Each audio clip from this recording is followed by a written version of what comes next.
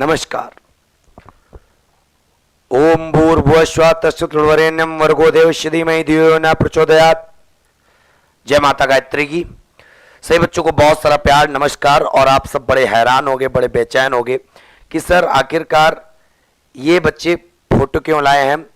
तो कहने का मतलब है बच्चे, आज ये आप सब समझ सकते हो कि मैंने आज तक अपने माता पिता को तो आप सबसे नहीं परिचित करवाया, लेकिन ये दोनों लोग जो आपको दिख रहे हैं ना, ये एक प्रकार से समझो कि मैं आज जिस काबिल हूँ तो इन्हीं लोगों की वजह से हूँ। और जो आपको शिक्षा दे रहा हूँ और आपको मतलब एक पढ़ाने का सौभाग्य मिला है तो इन्हीं लोगों की वजह से मिला है, ये समझो एक प्रकार से। और कहा गया है कि माता पिता से बढ़कर कुछ नहीं। तो मेरा आप इस क्लास के माध्यम से इस क्लास को मैं स्पेशल बनाना चाहता हूं, क्योंकि आज मेरे माता पिता की शादी की 30वीं वर्षगांठ है। बच्चे एक प्रकार से कह सकते हो 30वीं वर्षगांठ है। तो एक प्रकार से मैं इस क्लास के माध्यम से और अपने बच्चों की तरफ से माता पिता को एक प्रकार से बधाई देना चाहता हूं। ईश्वर आपका ऐसे ही जीवन आगे अच्छे से खुशियों से भरता रहे, यही हमारी कामनाएं हैं। और सच्चाई पूछो तो आज अभी तक हम अपने माता पिता को मतलब बातचीत करके विश भी नहीं कर पाए। तो हमने सोचा क्यों ना ये क्लास के माध्यम से अगर हम 2 मिनट 3 मिनट 4 मिनट थोड़ा सा विश करे दे रहे हैं तो ये हमेशा के लिए एक प्रकार से मेमोराइज हो जाएगा, मुझे भी जीवन भर याद रहेगा, बड़ी खुशी मिलेगी। क्योंकि यादों से बढ़कर कुछ नहीं, क्योंकि जिस प्रकार हम पिक्चर लेते हैं तो उसी प्रकार हम जैसे एक यूट्यूब अध्यापक के लिए यही खुशी रहेगी कि जब इसमें क्लास को वापस देखूंगा तो इस क्लास के पीछे एक खुशी छिपी होगी। तो इसीलिए मैंने सोचा कि मैं इस क्लास के माध्यम से अपने माता पिता को और सब उनको बधाई देना चाहता हूं कि आप सबको एक, और सबसे बड़ी बात तो हमारे सभी बच्चे साथ में, ठीक है। बस यही मुझे खुशी थी, इसीलिए बच्चे मैं आप सबको चित्र के माध्यम से परिचित करवाया हूं। और बस यही है, मेरी भगवान से दुआ है कि आप दोनों पर प्यार की रोशनी पड़ती रहे और आपकी चमक कभी मध्यम ना हो। मम्मी पापा आप दोनों को हार्दिक शुभकामनाएं 30वीं वर्षगांठ के लिए। तो बच्चे अगर किसी को बुरा लगाओ, ऐतराज लगाओ तो उसके लिए माफी चाहते हैं। बट एक प्रकार से कह सकते हो ये वीडियो मैं आप सबको तो पढ़ाने जा रहा हूं, लेकिन मैं अपनी यादों को मजबूत रखने के लिए, इन फ्यूचर में इसको सजो के रखने के लिए बस इस वीडियो के माध्यम से उनको विश करना चाहता था। जो भाई साहब आप सबके माध्यम से अगर आप सब ना होते तो शायद ये हमारे मतलब इस प्रकार से मैं विश भी ना कर पाता। मेरे लिए एक यूनिक तरीका, बस मुझे यही लगा कि इससे बड़ा तोहफा और कुछ नहीं हो सकता। तो साथियों चलिए देखते हैं अपने, तो सभी बच्चों को बहुत सारा प्यार। और आप सबको मैं बता दूं एक बहुत ही प्यारा सा, सबको मैं पता है कि हमारा जो जीएस का बैच है वो त्रिशूल बैच 2.0 है, जो 18 महीने की वैलिडिटी का है। क्लियर है। और बच्चे ये हमारा कांटेक्ट नंबर, व्हाट्सएप नंबर, ये जो आपको प्राइस दिखता है यहाँ कूपन कोड आप लोग लगा लिया करो RAM20। और ये जो बैच आपको मिलता है बच्चे वो Phoenix academy Unnao app Google play store पर जाओ और यहीं पर आपको PDF भी देखने को मिलेगी। क्लियर है बच्चे। तो इस प्रकार आपको पता चल गया होगा अच्छे से। तो चलिए अब हम लोग क्लास को करने जा रहे हैं जबरदस्त तरीके से, बेहतरीन। कल हम लोगों ने अंतरिक्ष विज्ञान पढ़ा था, आज भी हम लोग अंतरिक्ष विज्ञान अच्छे से उसको आगे कंटिन्यू करते हैं, ठीक है। उसको आगे कंटिन्यू करते हैं। सब बच्चे जुड़ चुके, बहुत राधे राधे, जय श्री कृष्णा, थैंक यू। हाँ थैंक यू सो मच सभी बच्चों को। मेरी अच्छा माता पिता को एक प्रकार से विश करने के लिए बहुत बढ़िया, जबरदस्त। तो चलिए देखते हैं, शुरुआत करते हैं। यहां पर लगा हुआ है, क्या लगा हुआ बच्चे, रोज शाम 7 बजे आपको जुड़ना है। कितने बजे? 7 बजे। और सबसे खास बात, क्या हम लोग पढ़ रहे हैं? अंतरिक्ष विज्ञान। अंतरिक्ष विज्ञान मतलब स्पेस के बारे में हम लोग पूरा का पूरा अध्ययन कर रहे हैं। किसके बारे में? स्पेस के बारे में। तो अंतरिक्ष विज्ञान के बारे में पढ़ रहे। कल अच्छे से पूरा हमने कवर किया था। कल हमने आपको सब कुछ बताया था कि अंतरिक्ष जाने वाले पहले व्यक्ति कौन थे। तो हमने आपको बताया था उनका नाम था यूरी गागरिन। महिला कौन थी? वैलेंटीना टेरेस्ट्रोवा। हर एक चीज बिल्कुल बिल्कुल बढ़िया तरीके से हमने आपको क्लियर कर दी थी, ठीक है। आज बच्चे अभी हम बात करने जा रहे हैं पहले तो थोड़ा सा अंतरिक्ष केंद्र एवं इकाइयों की तरफ, जो पेपर में सवाल बहुत अच्छे से आता है। लेकिन उसके पहले मैं बात कर लेता हूं कुछ ऐसे एक टॉपिक के लिए जो बच्चे पूछा जाता है अंतरिक्ष विज्ञान के क्षेत्र में कुछ महत्वपूर्ण घटनाएं। सबसे पहले यहां पे आप हेडिंग लगा लेना, महत्वपूर्ण घटनाएं, सबसे पहले महत्वपूर्ण घटनाएं जो पेपर में पूछा जाता है, उसी लेक्चर को हमने कंटिन्यू किया क्योंकि सभी बच्चों ने कहा था सर इसको कंप्लीट जरूर पूरा करा दीजिएगा, तो मैं पूरा इसको करवा रहा हूं। ठीक है, तारीख है बच्चे 4/10/1957 और 4/10/1957 जो है तो एक यान भेजा गया। इस यान का नाम था, आप सबको याद कर लेना है, स्पुतनिक प्रथम। स्पुतनिक प्रथम, और स्पुतनिक प्रथम ये यान का नाम है जो प्रक्षेपण यान है, ये भेजा गया। तो पेपर में प्रश्न क्या आता है कि विश्व में कौन सा ऐसा देश है जिसने सबसे पहले अपना कृत्रिम उपग्रह भेजा, तो लिख लेना। इसमें पॉइंट आता है पूर्व सोवियत संघ के द्वारा, पूर्व सोवियत संघ का प्रथम उपग्रह। तो तुमसे अगर पेपर में प्रश्न आ रहा है कि विश्व का पहला कौन सा ऐसा देश है जिसने सबसे पहले अंतरिक्ष में अपना उपग्रह भेजा, तो आप सब कह सकते हो, हां कह सकते हो पूर्व सोवियत संघ के द्वारा। उस यान का नाम क्या है? स्पुतनिक प्रथम। सबसे पहले भेजा गया था स्पुतनिक, सोवियत संघ के द्वारा। सोवियत संघ जिसको हम लोग आज रूस के नाम से जानते हैं, क्योंकि सोवियत संघ का 1991 में विघटन हो गया था 14+1 देशों में। क्लियर है? पूनम कुमारी कह रही कल वाला रिवीजन सर एक बार बोलकर करवा दीजिए प्लीज। बच्चे कल वाला अगर मैं रिवीजन करवाऊं तो आप सबको पता है कल हमने इसरो के बारे में पढ़ाया था। इसरो का मुख्यालय बेंगलोर में था, इसरो का गठन 1969 में था, भारतीय अंतरिक्ष अनुसंधान समिति 1962 में बनी थी। उसके जनक विक्रम साराभाई थे। विक्रम साराभाई की जो पत्नी का नाम था मृणालिनी साराभाई, जिनका संबंध भरतनाट्यम कथकली से था। उनकी पुत्री मालविका साराभाई थी जिनका संबंध कुचिपुड़ी से था। शास्त्रीय नृत्य बताए थे 8। उसी के साथ साथ बेंगलोर बताया था बगीचों का शहर, silicon valley, electronic city, software city, सारी चीजें हमने क्लियर की थी। इसरो का फुल फॉर्म बताया था, और साथ में भारत की जो अंतरिक्ष एजेंसी उसका नाम इसरो है, यूएसए की नासा है, और आप रूस की रॉसकॉस्मॉस है, और जापान की जाक्सा है। तो इतनी सारी चीजें हमने आपको बताई थी। अंतरिक्ष जाने वाले पहले नागरिक जो थे यूरी गागरिन, महिला वैलेंटीना तेरेस्कोवा, पहली महिला भारतीय कल्पना चावला जिनकी रास्ते में 1 फरवरी 2003 को लौटते समय मृत्यु हो गई थी, और पहले पुरुष का नाम है राकेश शर्मा जो 3 अप्रैल 1984 को जाकर सोयूज T2 यान से पहुंचे थे। कहां पे? अंतरिक्ष में। और वहां से जाने के बाद इंदिरा गांधी से बातचीत की थी। उन्होंने इंदिरा गांधी जी ने पूछा था वहां से भारत कैसा दिखता है, तो राकेश शर्मा का था सारे जहां से अच्छा हिंदुस्तान हमारा। ये राकेश शर्मा के बोल थे। तो बच्चे एक प्रकार से कह सकते हो कि इसको कहते हैं रिवीजन। और शास्त्रीय नृत्यों के बारे में हमने बताया था, भरतनाट्यम तमिलनाडु, कथकली केरल, मोहिनीअट्टम केरल, कुचिपुड़ी आंध्र प्रदेश, और यहीं पे मणिपुरी मणिपुर का, उड़ीसी उड़ीसा का,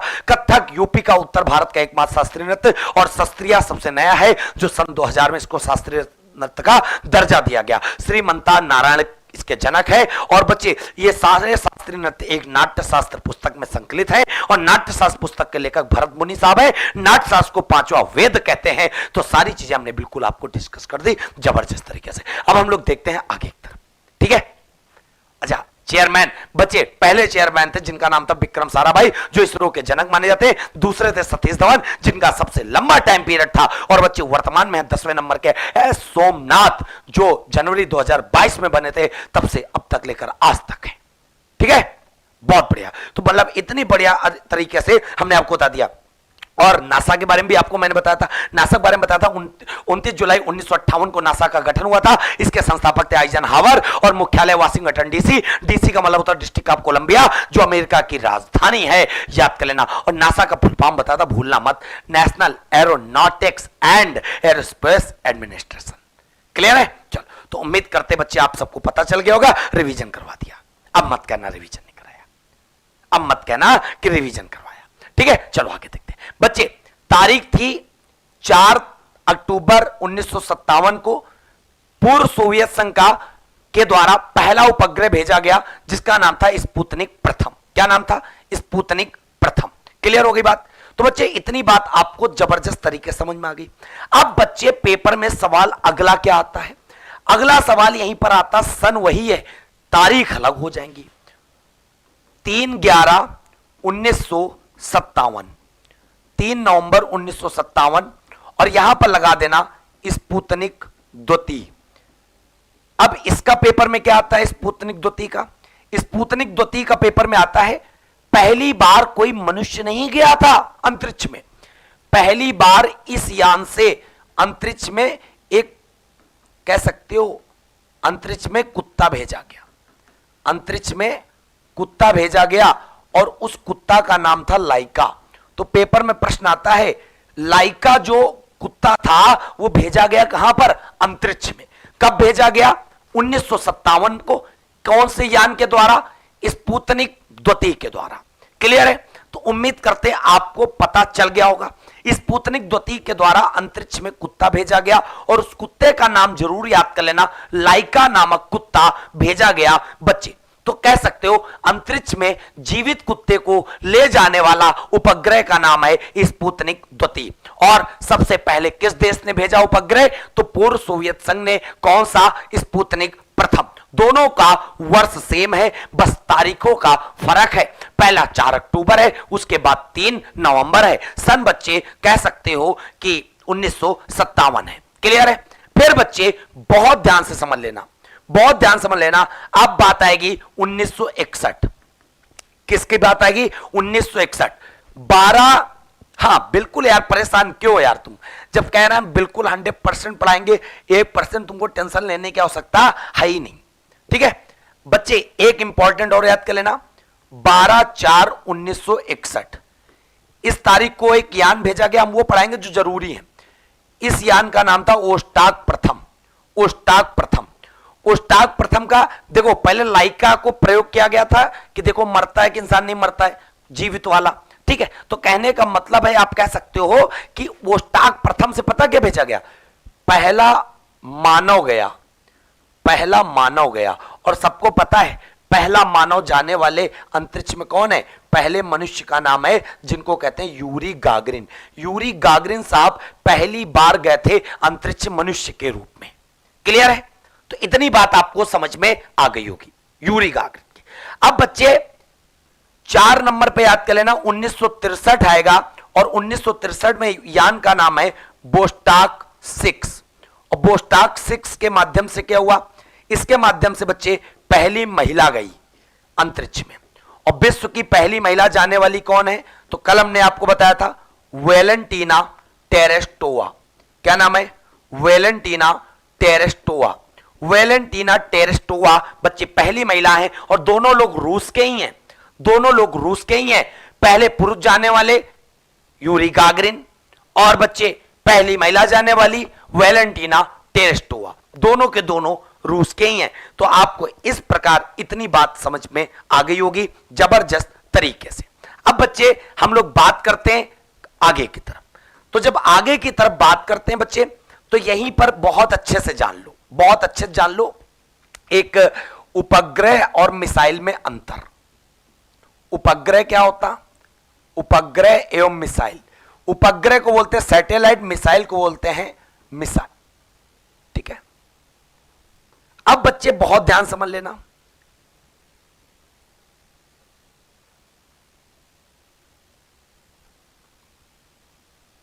ठीक बच्चे, बहुत ध्यान से समझना आपको यहां पे सैटेलाइट मिसाइल का मतलब। अब सुन लो, भारत में एक प्रकार से कह सकते हो ये अंतरिक्ष केंद्र, जिसको बोलते हैं अंतरिक्ष केंद्र। क्या बोलते हैं? अंतरिक्ष केंद्र।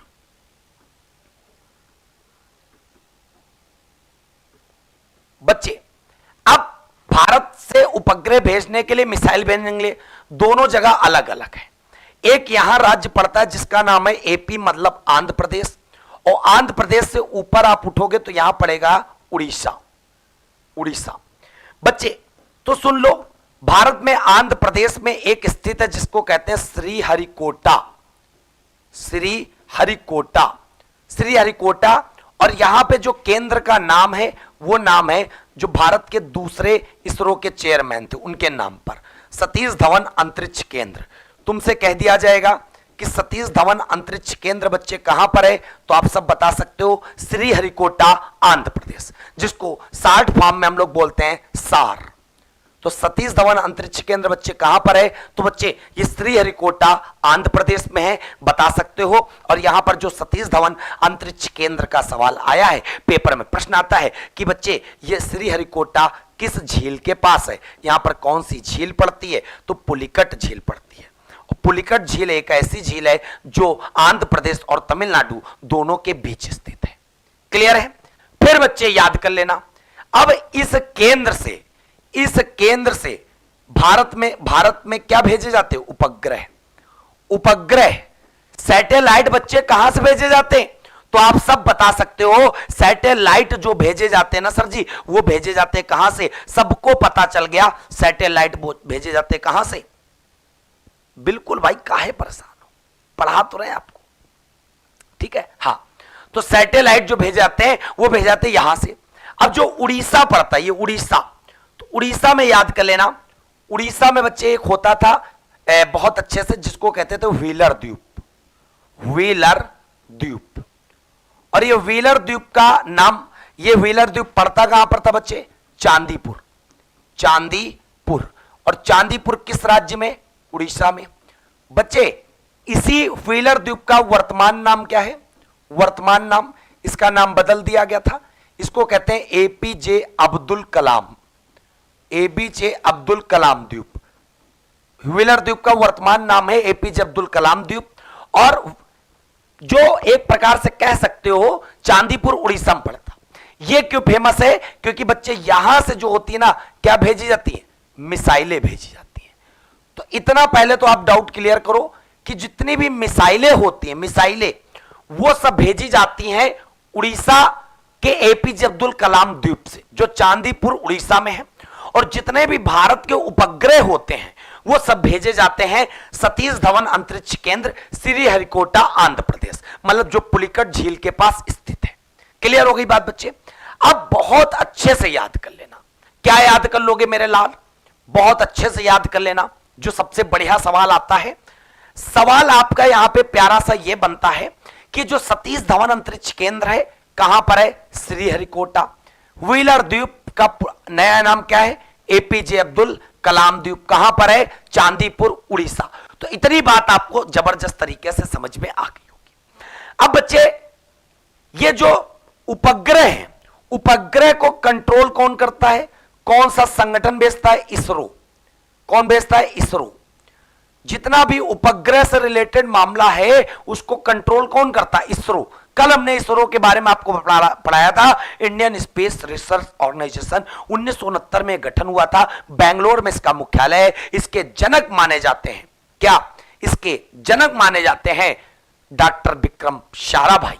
बच्चे यहीं पे अब जितनी भी मिसाइलों का कंट्रोल होता, मिसाइलों का, तो मिसाइलों का कंट्रोल आपको याद कर लेना है। मिसाइलों का नियंत्रण किसके अंतर्गत? मतलब मिसाइलों को कौन तैयार करता? तो भारत में एक संगठन है जिसका नाम है डीआरडीओ। क्या नाम है? डीआरडीओ। पेपर में सवाल आता है कि डीआरडीओ का बच्चे गठन कब हुआ? तो डीआरडीओ का गठन सर जी 1958 में हुआ। डीआरडीओ का हेडक्वार्टर बच्चे कहां पर है? तो हेडक्वार्टर है new Delhi.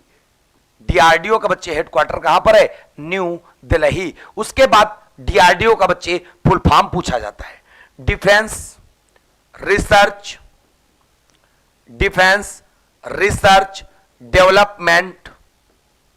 Development organisation. Defence research development organisation. तो बच्चे ये किसका फुल फॉर्म है? डीआरडीओ का। डीआरडीओ किसको कंट्रोल करता है? मिसाइलों को। उपग्रह को कौन कंट्रोल करता है? इसरो। उपग्रह कहां से भेजे जाते हैं? सतीश धवन अंतरिक्ष केंद्र, श्रीहरिकोटा, आंध्र प्रदेश से। मिसाइलें कहां से भेजी जाती हैं? व्हीलर द्वीप, जिसको आज के टाइम पे एपीजे अब्दुल कलाम बोलते हैं, चांदीपुर, उड़ीसा से भेजे जाते हैं। तो इस प्रकार बच्चे आपको ये आंध्र प्रदेश का कॉन्सेप्ट, उड़ीसा का कॉन्सेप्ट क्लियर हो गया। कभी भी तुम्हारे दिमाग में अगर आ जाए सवाल, करंट का ऐसे ही आता है। अभी हाल ही में अग्नि मिसाइल लॉन्च की गई है। अभी हाल ही में पीएसएलवी उपग्रह भेजा गया। करंट का सवाल, तो बताओ कहां से भेजा गया? भाड़ में जाए दुनिया, बस लास्ट का नाम देखो, उपग्रह की मिसाइल। अगर उपग्रह शब्द है तो उपग्रह शब्द आंख बंद करके मार देना, श्रीहरिकोटा, सतीश धवन अंतरिक्ष केंद्र से। मिसाइल शब्द है, आंख बंद करके मार देना, एपीजे अब्दुल कलाम द्वीप, चांदीपुर, उड़ीसा। तो बच्चे बताओ, पहले तो कॉन्सेप्ट क्लियर हो गया कि नहीं हो गया? उपग्रह का पूरा कंट्रोल किसके पास? इसरो के पास। इसका मिसाइलों का कंट्रोल किसके पास? डीआरडीओ के पास। अगर मजा आया हो तो बच्चे एक बार वीडियो को लाइक कर देना, शेयर कर देना, बस।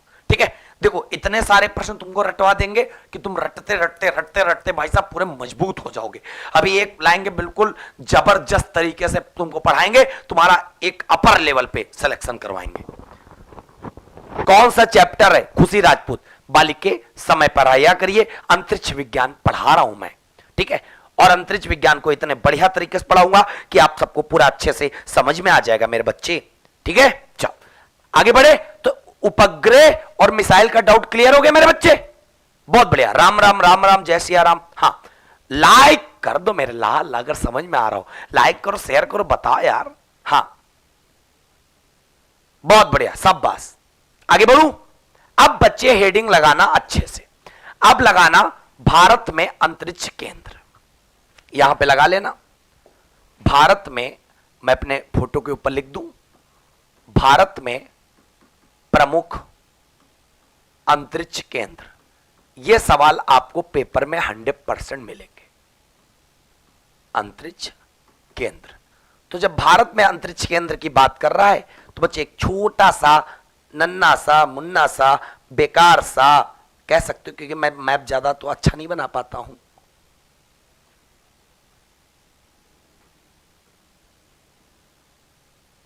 ठीक, चलो बस इतने में काम हो जाएगा। बालक कितने जबरदस्त तरीके से पढ़ेंगे अंतरिक्ष केंद्र, तुमको पता तक का नहीं चलेगा। हाँ, देख लेना। ठीक है, देखना भी। करा तो रहे भाई साहब, करा तो रहे यार, कैसे कराएं बताओ, कैसे कराएं यार? इतना बेकार इतनी बात बोल देते हो, दिल दुखी हो जाता। चलो बच्चे, तुमसे अंतरिक्ष केंद्र मैप के अकॉर्डिंग तुमको भरने सारे। ठीक है, सबसे पहले आपको यहां पे क्या भरना? यहां पे आपका पड़ता है एक राज्य जिसका नाम है एपी। एपी मतलब आंध्र प्रदेश। और आंध्र प्रदेश में जब आपसे कहा जाए तो आप आंख बंद करके कर देना कि सतीश धवन अंतरिक्ष केंद्र कहां पर है। सतीश धवन अंतरिक्ष केंद्र कहां पर है? तो आप सब बता सकते हो, सतीश धवन अंतरिक्ष केंद्र सर जी श्रीहरिकोटा में। कहां पर है? श्रीहरिकोटा। एक याद हो गया, कहां पर है? आंध्र प्रदेश। याद हो गया एक। दूसरा देखो, एक बच्चे यहां पे केरल की राजधानी तिरुवनंतपुरम है। केरल की राजधानी तिरुवनंतपुरम है। ठीक, यहां पर बच्चे याद कर लेना विक्रम साराभाई। कौन है? अंतरिक्ष विज्ञान के जनक। तुमसे कहा जाएगा विक्रम साराभाई अंतरिक्ष केंद्र। अब समझ लो, जनक के नाम पर भी एक अंतरिक्ष केंद्र है, इनके नाम पर भी। और सबको पता है इसरो के पहले चेयरमैन ये थे, इसरो के दूसरे चेयरमैन ये थे, कल पढ़ाया था हमने। ठीक बच्चे, विक्रम साराभाई अंतरिक्ष केंद्र तुमसे कहा जाए तो आंख बंद करके मार देना तिरुवनंतपुरम। कहां पर है? तिरुवनंतपुरम। ये भी आपका काम हो गया। तिरुवनंतपुरम किसकी राजधानी है? केरला की। तो विक्रम साराभाई जो जनक है अंतरिक्ष के, उनके नाम पर जो स्पेस सेंटर है वो कहां पर है? तिरुवनंतपुरम में। और जो सतीश धवन के नाम पर है वो कहां पर है? हरिकोटा में, श्री हरिकोटा में है। तो उम्मीद करते इतनी बात आपको दो बिल्कुल रट गए होंगे। अब दूसरी बात बच्चे, बिल्कुल अब यहीं आंध्र प्रदेश के बगल में एक पड़ता है जिसका नाम है तेलंगाना। क्या पड़ता? तेलंगाना। टीएल का मतलब तेलंगाना। और तेलंगाना से एक इधर एरो निकाल देना। तेलंगाना से बच्चे एक एरो, यहां पर एक पड़ता है राष्ट्रीय दूर संवेदी एजेंसी। राष्ट्रीय दूर संवेदी एजेंसी। राष्ट्रीय दूर संवेदी एजेंसी। और जब राष्ट्रीय दूर संवेदी एजेंसी की बात आई है बच्चे, तो ये कहां पर है? हैदराबाद में। तो बहुत बच्चे तो अभी इसको समझ ही नहीं पाएंगे, बहुत बच्चे तो इसको भी समझ ही नहीं पाएंगे। इसका मतलब ये हुआ कि भारत में नेशनल रिमोट सेंटर कहां है। मतलब पहले क्या होता था भाई साहब, उपग्रह आसन सब जानते हो। अब जैसे मान लो उपग्रह जाना, वहां पर उपग्रह वहां पर जाना है, तो क्या उपग्रह वहां पे बाती लगाने जाएंगे? आगी लगा नहीं जाएंगे, रिमोट दबा देंगे, ऐसे ऊपर जा रहा।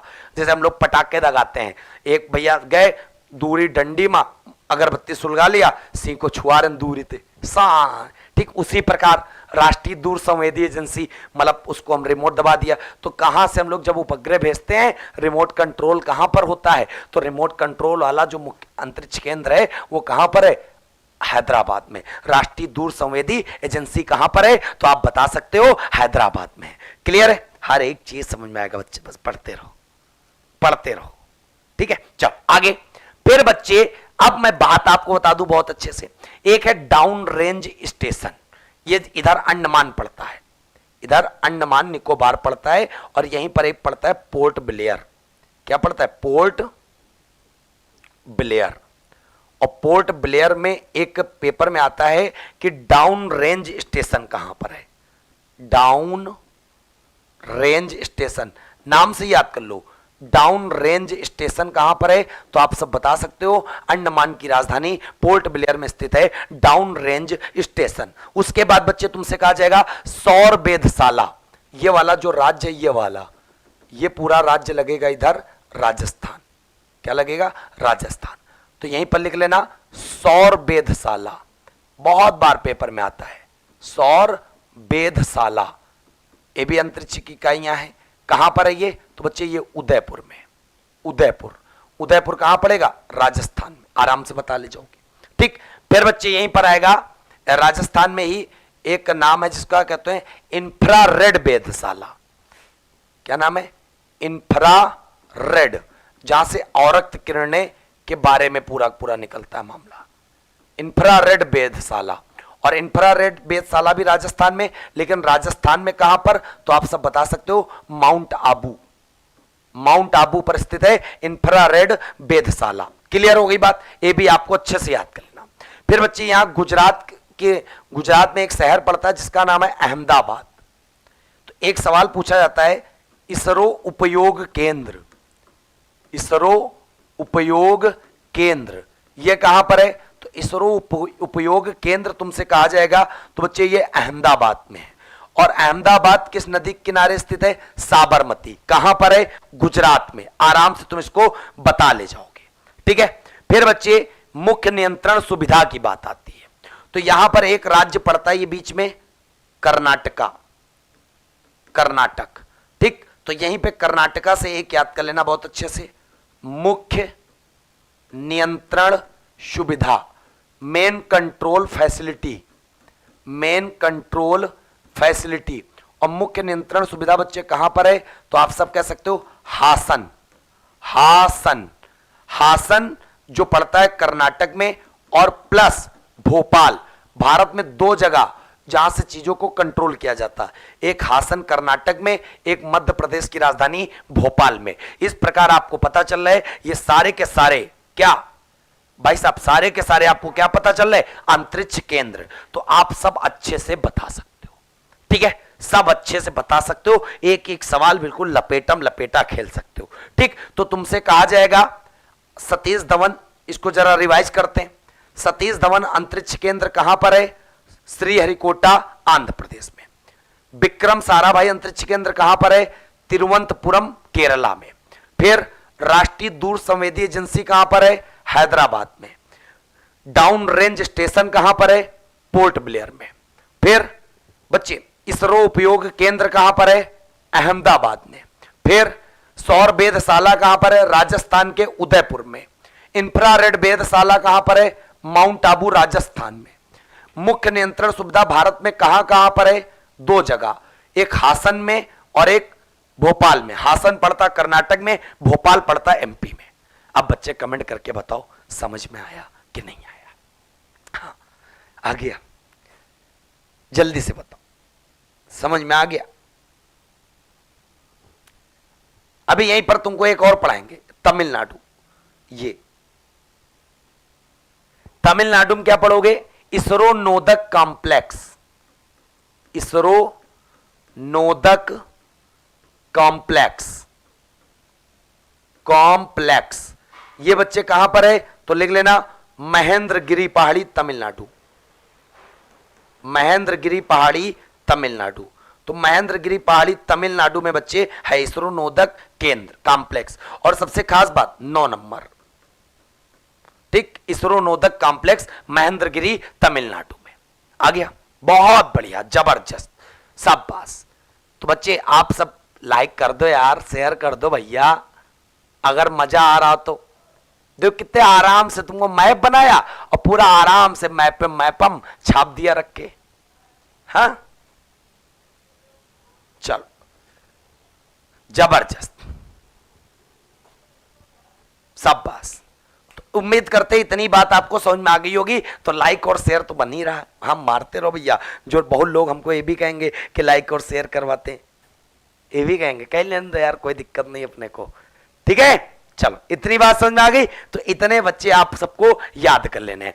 और यहीं पर एक और तुमको बता दें, भौतिक अनुसंधान प्रयोगशाला अहमदाबाद में 2 हैं, एक इसरो उपयोग केंद्र और यहीं पर याद कर लेना भौतिक अनुसंधान प्रयोगशाला। नाम याद कर लेना सबके सब, भौतिक अनुसंधान प्रयोगशाला।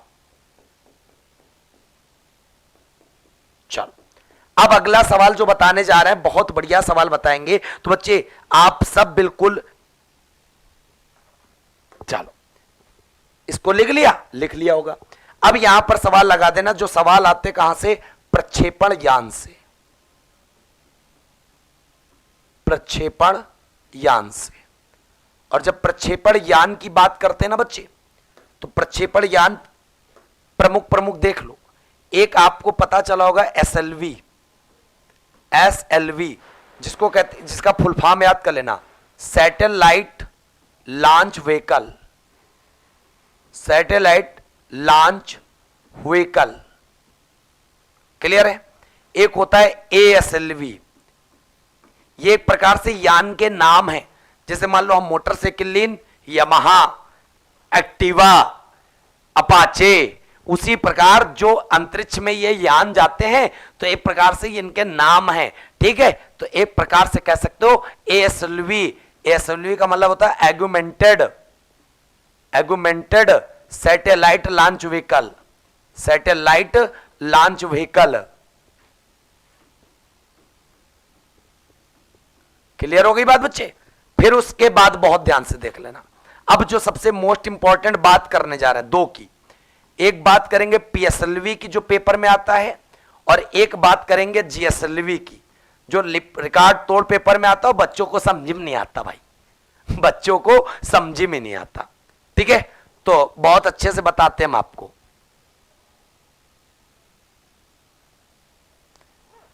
गुरुजी मेरा रीट लेवल 1 में सिलेक्शन हो जाएगा तो मेरी दिल्ली वाली से शादी हो जाएगी ना। भाई दिल्ली वाली से शादी क्यों करोगे यार, दिल्ली वाली से बेकार करोगे जब लेवल 1 में हो जाएगा। लंदन वाली से शादी करना है यार। हाँ 1 मतलब लंदन, 1 लंदन, जिसमें का क्या मिल रहा है, का बच्चे एक प्रकार से कह सकते हो प्रत्यय अंतिम में जुड़ रहा है, ना ना लंदन 1, लंदन 1, क्लियर है।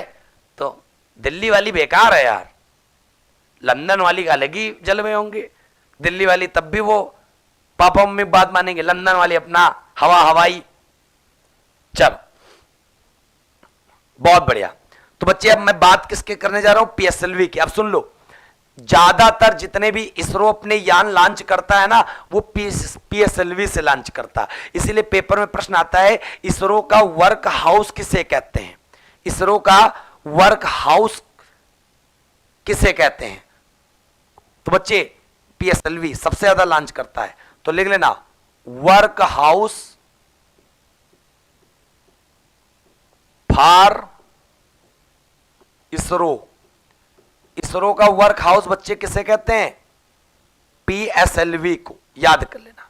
अब पेपर में प्रश्न आता है, पीएसएलवी जो है ये यान कितने वजन तक की चीजों को ऊपर ले जा सकता है अपने साथ। तो बच्चे ये मात्र 2000 किलोग्राम तक का वजन अपने साथ ऊपर ले जा सकता। और यहीं पर जीएसएलवी की बात कर लें तो बच्चे ये वजन वहन कर सकता कितना, 4000 किलो का, इसका जस्ट दूना, ठीक। पीएसएलवी का फुल फॉर्म बच्चे लिख लेना, कुछ नहीं करना है। पी का मतलब जान लो, बाकी एसएलवी का वही है, सैटेलाइट लॉन्च व्हीकल। पी का मतलब जान लो पोलर होता है, बस पोलर, ठीक। और यहां पर जी का मतलब जान लो, बाकी सब एसएलवी का वही होता है। जी का मतलब होता है जियो सिंक्रोनस, जियो सिंक्रोनस। तो geosynchronous satellite launch vehicle, PSLV का polar satellite launch vehicle, clear है? तो इतनी बात आपको समझ में आ गई होगी। उसके बाद बच्चे पेपर में सवाल आता है, जो पोलर सैटेलाइट लॉन्च व्हीकल होता है उसमें ईंधन कितने चरणों में होता है, ईंधन कितने चरणों में भरा जाता है। ये रॉकेट जो होते बच्चे, इनके पीछे से पूंछ निकली होती है, यहीं पर आगे लगाते सारे ऊपर मार देता। ठीक, तो बच्चे चरण की बात करेगा तो बहुत अच्छे से याद कर लेना कितने चरण होते हैं।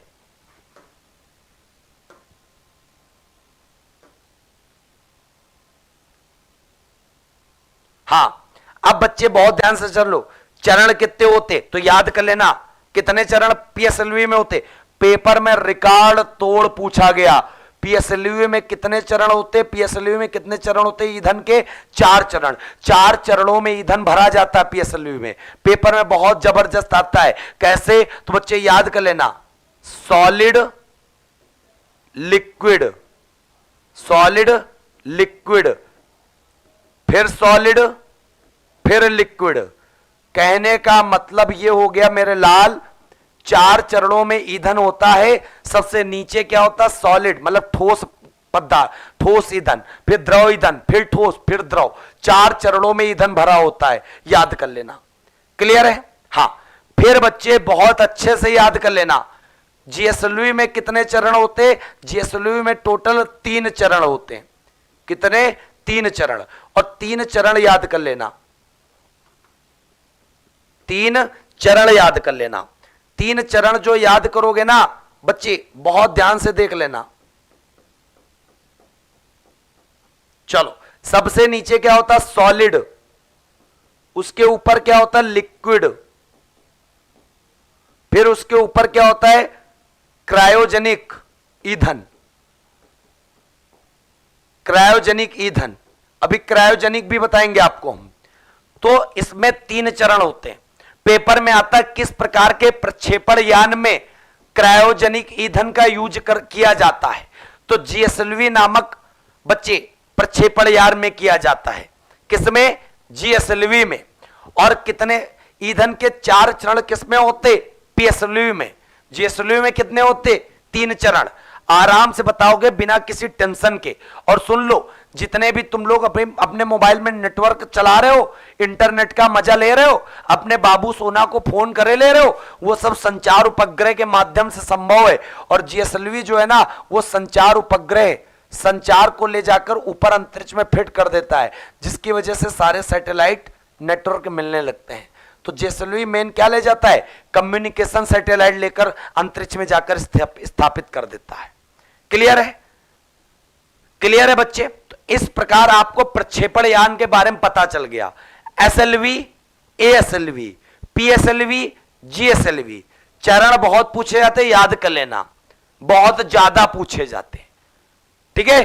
तो साथियों, अब बताओ तुम लोग, ये प्रश्न सारे समझ में आ गए, दिमाग का बिल्कुल भेजा बिल्कुल खुल गया है, कोई टेंशन वाली बात तो नहीं है? बहुत बढ़िया। सब लोग बच्चे वीडियो को लाइक और शेयर करना बिल्कुल ना भूलें, और जो भूल भी जाए दोबारा भाई साहब लौट के करें आके।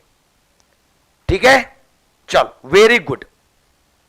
अब बच्चे हम लोग बात करने जा रहे हैं जबरदस्त तरीके से।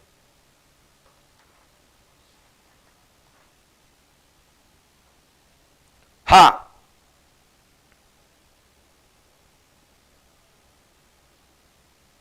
ठीक है भैया। चलो, अब बच्चे, अब यहां पे लगा देना भारतीय उपग्रह, जो बहुत पेपर में आता है। भारतीय उपग्रह,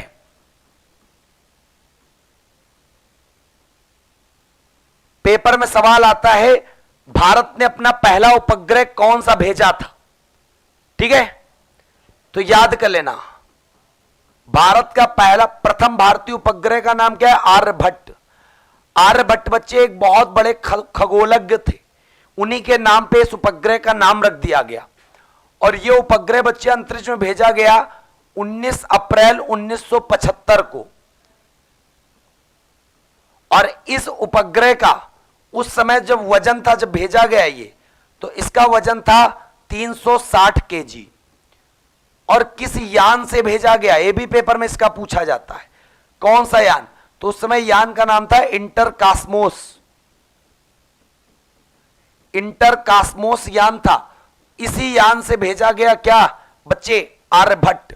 और आर्यभट्ट जो भेजा गया वो तारीख क्या है, 19 अप्रैल 1975, याद कर लेना।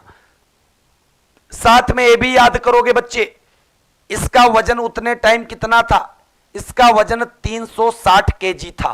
किसका, आर्यभट्ट का। सबसे खास बात ये बच्चे भारतीय जगह से नहीं भेजा गया था। आर्यभट्ट जो प्रक्षेपण का स्थल था, जो अंतरिक्ष में भेजा गया प्रक्षेपण का स्थल था, वो प्रक्षेपण के स्थल का नाम क्या बच्चे, तो याद कर लेना, बैंकानूर। बैंकानूर। और बैंकानूर बच्चे कहां पड़ता है, बैंकानूर पड़ता है सोवियत संघ में। सोवियत संघ में यहां से भेजा गया था, क्योंकि उस समय अपने पास सतीश धवन अंतरिक्ष केंद्र इतना डेवलप नहीं हो पाया था कि बच्चे वो आर्यभट्ट को लेकर ऊपर चला जाए। तो इसलिए विदेशी धरती से पहली बार पहला भारतीय उपग्रह भेजा गया था, जिसका नाम है आर्यभट्ट। जबरदस्त तरीके से याद कर लेना, जबरदस्त तरीके से, 1% बच्चे भूलना नहीं है तुमको, ठीक है, याद कर लेना। चलो, इसके बाद बच्चे तुमको बता दें अगला, इसके बाद जो इंपॉर्टेंट है उसका नाम है रोहिणी। क्या नाम है, रोहिणी। रोहिणी उपग्रह। और रोहिणी उपग्रह बच्चे इसलिए इंपॉर्टेंट है, बहुत ध्यान से बात समझिएगा। रोहिणी उपग्रह पहली बात तो 1980 में भेजा गया। और बच्चे ये उपग्रह जो भेजा गया, स्थल का नाम जो था वो नाम था सार, मतलब श्री हरिकोटा। सतीश धवन अंतरिक्ष केंद्र श्री हरिकोटा आंध्र प्रदेश से भेजा गया, जिसका नाम था रोहिणी। तो इस प्रकार पेपर में प्रश्न आता है, भारत का पहला उपग्रह बताओ, तो आप सब लपेट के बता दोगे आर्यभट्ट है, ठीक। लेकिन भारत का भारतीय धरती से भेजा गया पहला उपग्रह बताओ, तो भारतीय धरती से भेजा गया पहला उपग्रह जिसका नाम है रोहिणी। क्योंकि जो आर्यभट्ट भेजा गया था वो बच्चे पता किस कहां से भेजा गया था, विदेशी धरती से। लेकिन जो भारतीय धरती श्री हरिकोटा से भेजा गया था उसका नाम था रोहिणी।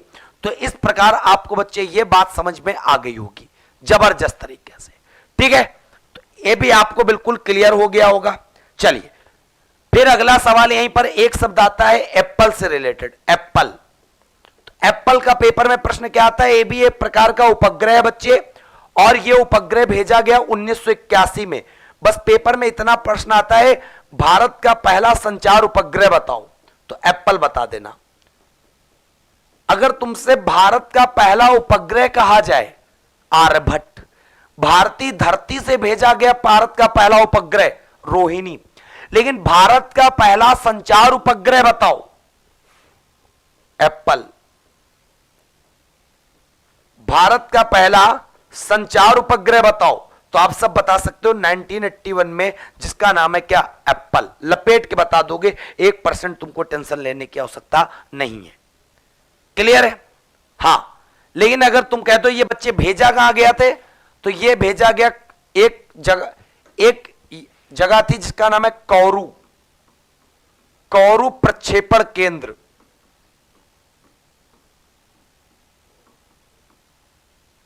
और कौरू प्रक्षेपण केंद्र बच्चे पड़ता कहां पर, फ्रेंच गुयाना। इस प्रकार बस उपग्रह में इतना याद कर लेना, पर्याप्त भैया, पर्याप्त है। क्लियर है। और एक आता है मौसम संबंधी से रिलेटेड भेजा गया था, मैटसैट 2002 में, इसरो मैटसैट 2002। अगर तुमसे कहा जाए मौसम संबंधी जानकारी प्राप्त करने के लिए कौन सा उपग्रह भेजा गया, तो आप सब बता सकते हो मैटसैट।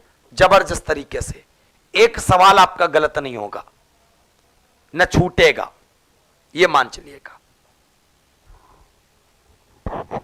उम्मीद करते बच्चे आप सबको बिल्कुल बढ़िया तरीके से चीजें क्या हो गई होंगी, समझ में आ गई होंगी।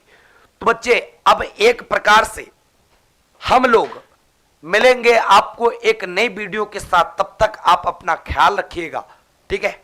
और एक छोटी सी वीडियो के माध्यम से आपके पास आएगा चंद्रयान 2 और मंगल मिशन के बारे में जान लोगे, या मैं आपको बताऊंगा। चलो यहीं पर एक सवाल मैं तुमसे पूछे ले रहा हूं, जो आपको उसको कमेंट बॉक्स में उसका उत्तर देना है।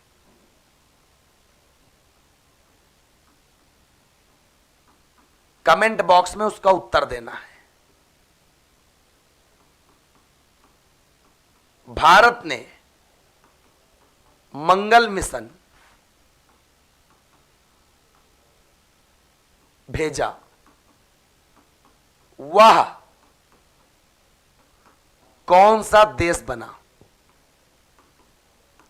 मतलब मंगल मिशन, मंगलयान भेजने वाला भारत भी एक देश बना, लेकिन वो कौन से नंबर का देश बना, ये आपको बताना है। ठीक है, हाँ, तो ये आपको बात बतानी है जबरदस्त तरीके से। तो इस प्रकार हमें लगता है आपको बड़े जबरदस्त तरीके से एक एक चीज बिल्कुल क्लियर हो गई होगी।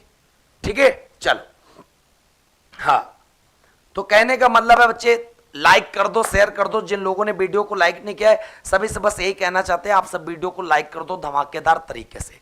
इसका पीडीएफ मैं आपको प्रोवाइड कर दूंगा। पीडीएफ बच्चे कहां पर आपको मैं दूंगा, तो ये भी मैं आपको बता दे रहा हूं। पीडीएफ आपको फिनिक्स एकेडमी उन्नाव ऐप पर दूंगा। फ्री कोर्सेज में जाकर आपको ये पीडीएफ मिल जाएगी। जिन लोगों को हमारा लूसेंट त्रिशूल बैच पूरे जीएस का कोर्स पढ़ना है, 18 महीने की वैलिडिटी है बच्चे। इसी ऐप पर किसी भी जानकारी के लिए इस नंबर पे कॉल या व्हाट्सअप कर सकते हो। और ये जो आपको प्राइस दिख रहा है, यहाँ पे कूपन कोड लगा लेना RAM20।